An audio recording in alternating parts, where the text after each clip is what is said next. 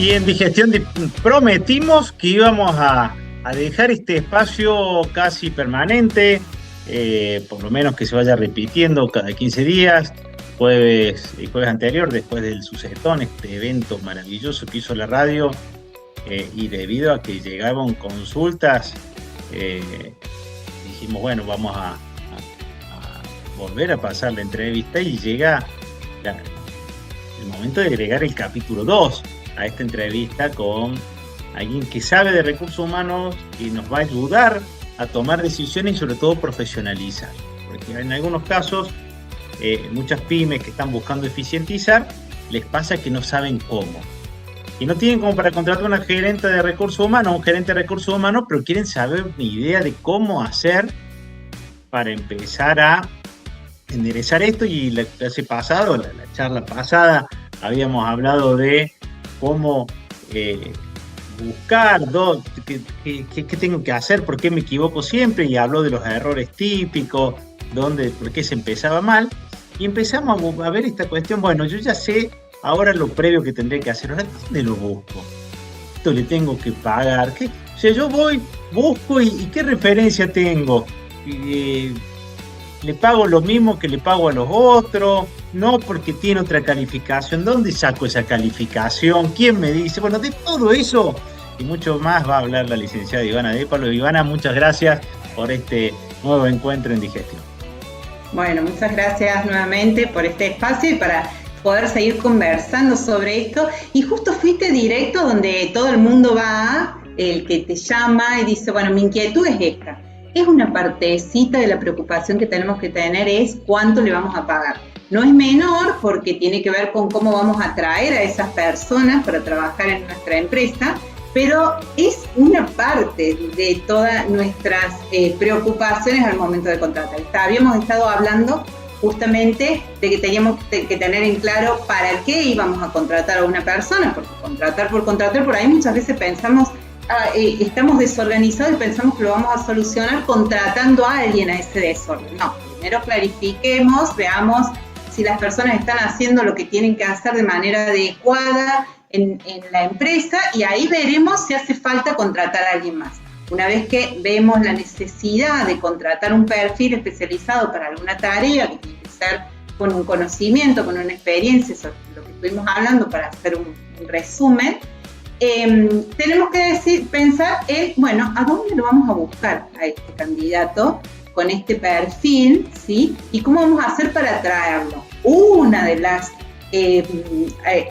anclajes, digamos, una de esas formas de atraer a las personas, sí, tiene que ver con cuánto le vamos a pagar, pero no es la única, porque muchas veces tenemos un techo dentro de la organización, porque tenemos una escala salarial que tenemos que tener en cuenta dentro de nuestra organización, que puede ser por bandas y demás, con incentivos, pero a veces no es la única, el único elemento que va a influir en la decisión de una persona de querer trabajar o no en nuestra organización. Hay un montón de otras cuestiones o aspectos que va a decir, van a hacer que la persona quiera o no trabajar en nuestra organización, ¿sí? Bueno, y tomando lo que planteabas, me obligás a preguntarte, dame ejemplos de otras cosas que influyan, que no sea lo que me va a pagar. Entonces ahí dame ejemplos de situaciones donde se han caído búsquedas o cosas, puestos que sin pagar tanto generan interés. Bien, justamente, no solo el aspecto tiene que ver con lo económico, también tiene que ver con lo social. Hay lugares donde sabemos que hay personas que se van de una organización, incluso cuando tienen muy buenos sueldos, porque hay un costo emocional muy alto que no lo compensa esa remuneración que está cobrando. O puede ser, porque esto, ya sabes, como lo hemos visto un montón de veces, cada persona tiene diferentes intereses y prioridades. Por suerte somos todos muy distintos y tenemos que tener en cuenta esas preferencias de manera customizada, como le llamamos, de acuerdo a la necesidad de cada uno.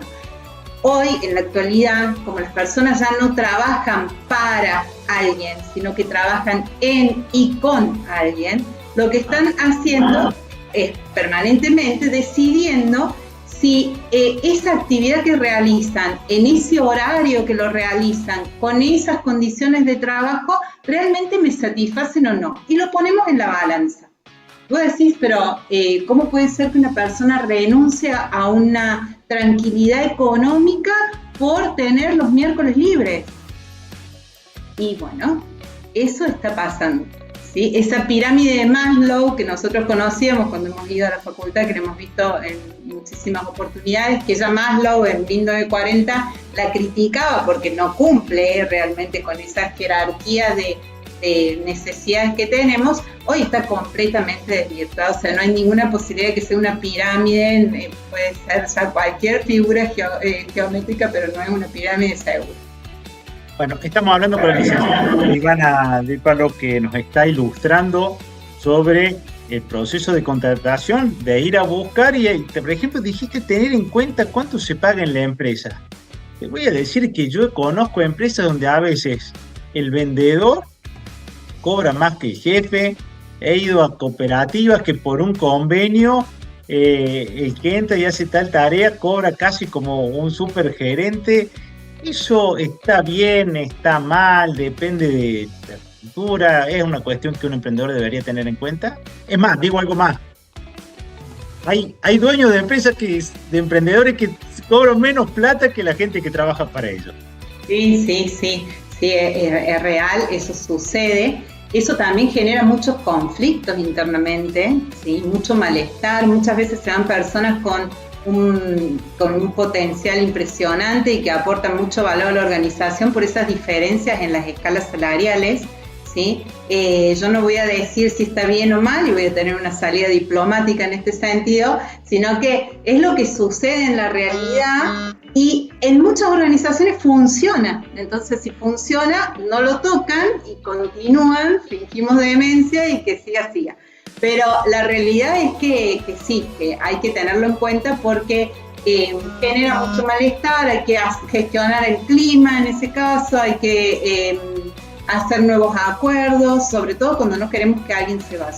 Igual hay que tener mucho cuidado porque cuando una persona pierde confianza en las personas que dirigen, pagan su sueldo, quizás no mejorando después su remuneración logramos revertir ese vínculo que teníamos, ¿sí? Queda como resentida ahí la relación y muchas veces las personas se terminan yendo igualmente de una organización. Así que si tenemos una persona que es valiosa y que aporta, y bueno, tenemos una escala salarial que estamos a la cual, o un convenio colectivo y empleados de comercio o el que fuera que nos da una escala salarial, tener en cuenta también que tiene que haber una banda que nos permita movernos para decir, che, tenemos que negociar. Recordemos que las personas no trabajan para nosotros.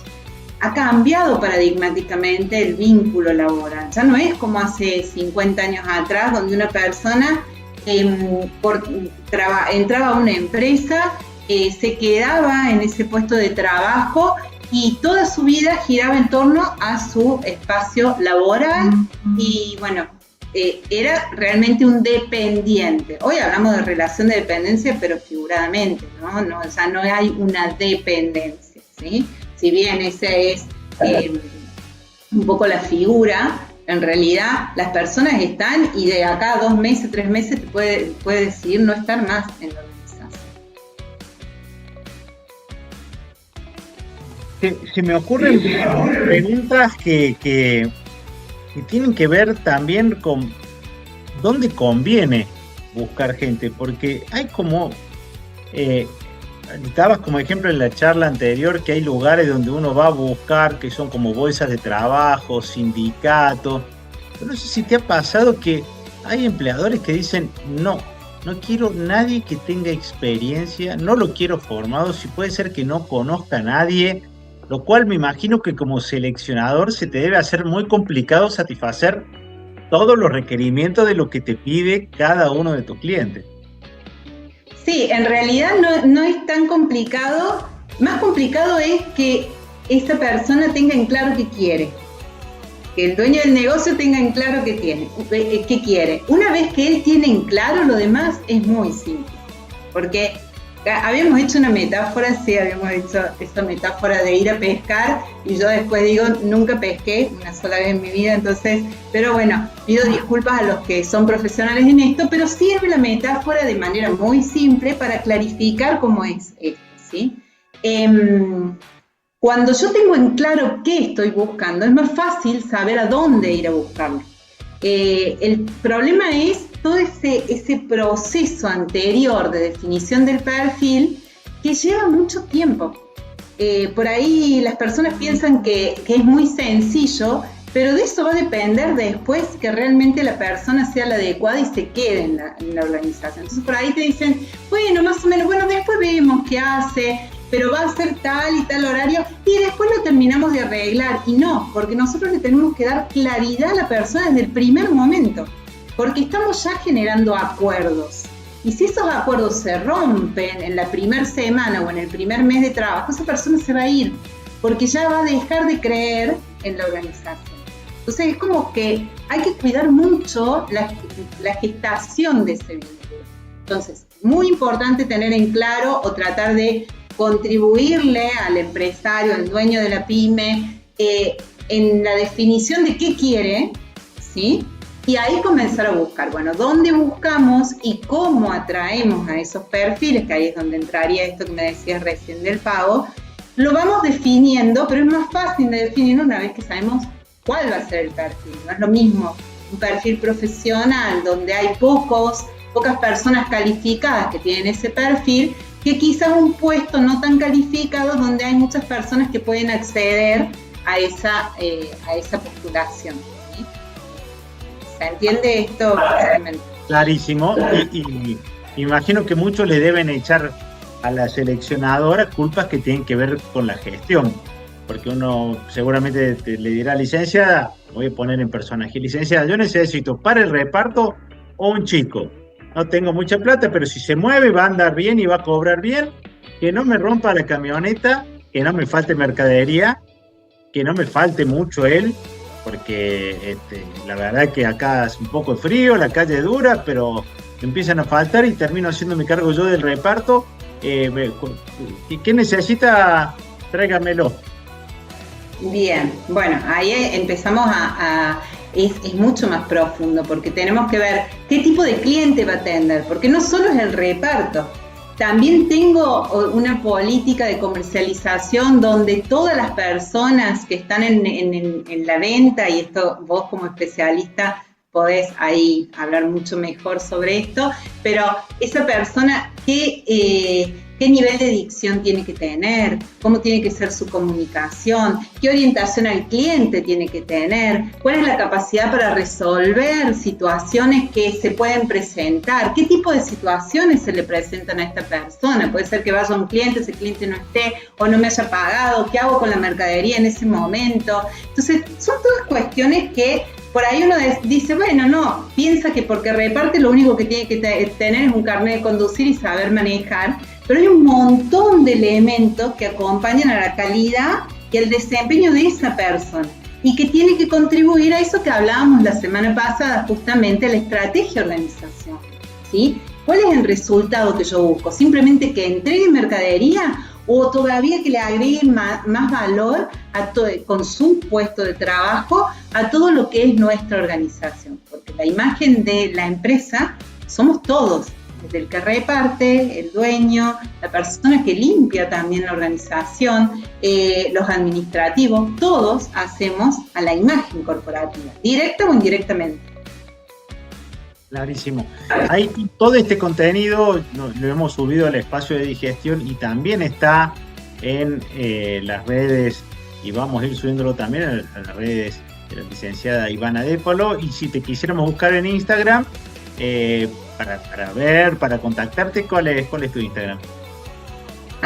@Ivana con corte doble N .dépalo.consultora, y en LinkedIn también Ivana con doble N Dépalo. Ahí también subimos información sobre este contenido y bueno, van a estar los datos también a disposición, ahí el mail, el teléfono y cualquier otra forma o medio para contactar.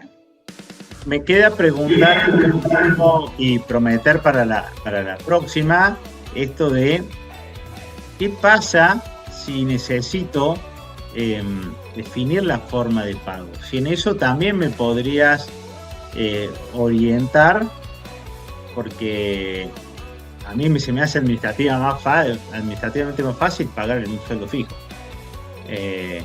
Pero sé que debe haber gente que paga con mercadería, voucher de descuento, mitad blanco, mitad negro, porque es una forma de decir contablemente.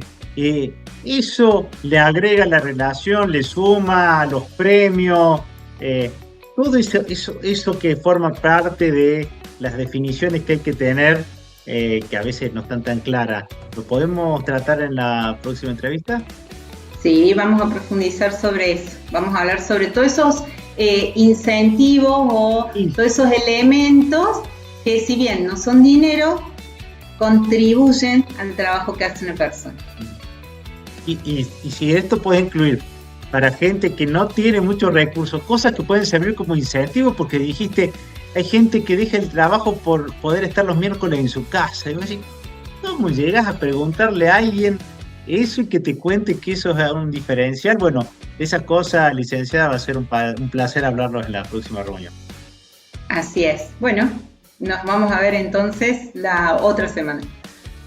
La licenciada Ivana Dépalo, consultora, asesora de recursos humanos, licenciada en administración y docente de la facultad. Pueden cursar sus cursos en la Facultad de Ciencia Económica en el área de extensión. Así que, y lo pueden contactar por Instagram, que ya dejo los contactos, así que va a ser un placer reencontrarnos. Y nosotros seguimos con muchísimo más digestión.